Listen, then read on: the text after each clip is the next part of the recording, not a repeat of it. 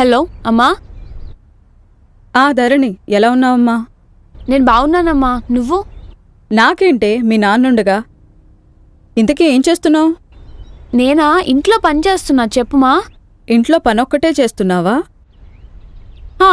అదేంటి అలా అడిగావు? ఏం లేదులే, జాబ్ కూడా చేస్తున్నావని తెలిసింది, అందుకే అడిగా. ఇదైతే స్ట్రైట్గా అడగొచ్చుగా. అయినా నేను చేసే జాబే కదా, ఏదో దొంగతనం చేస్తున్నట్టు మాట్లాడతావు. నాకు తెలియక అడుగుతాను, అసలు ఎందుకే నువ్వు జాబ్ చేయాలి? అసలు మన ఇంటా వంట ఉన్నాయా ఆడపిల్లలు ఇంట్లోంచి బయటికెళ్ళి జాబ్ చేయడం? మరి ఇంకెందుకమ్మా నన్ను చదివించడం? చూడు ధరణి, నేను చదివించింది అల్లుడు ముందు నువ్వు ఎక్కడా తగ్గకూడదు అని.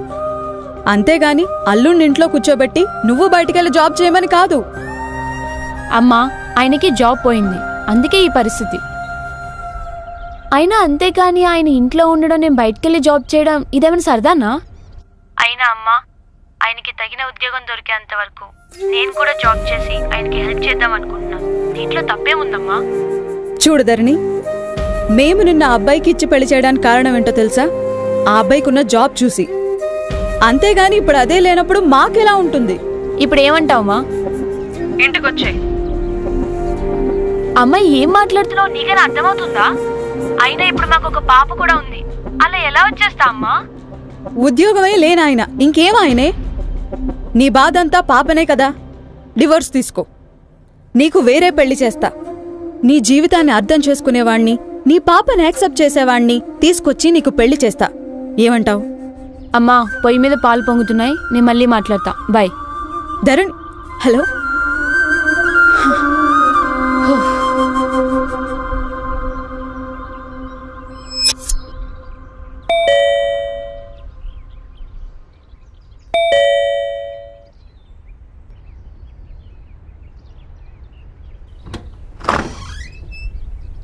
రా, వచ్చావా అమ్మా? పోనీలేదరని, కనీసం నీకిప్పటికైనా కరెక్ట్ అనిపించింది. రా లోపలికి.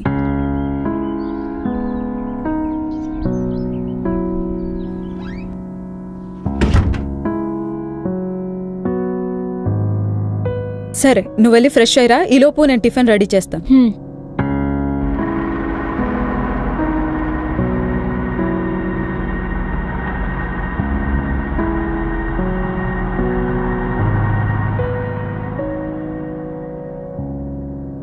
అదేంటి ఇక్కడే కూర్చున్నావు?